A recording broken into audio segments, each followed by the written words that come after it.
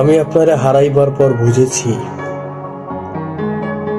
নারীর দেহ আর মন হচ্ছে আলাদিনের চেরাগের মতো।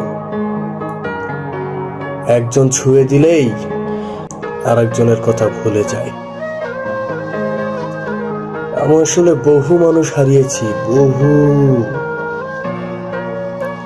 আমাকে আর কে হারিয়েছে? আপনি খুব সহজেই সব ভুলে গিয়েছেন, ভুলে গিয়ে অন্য কাউকে আলিঙ্গন করেছেন,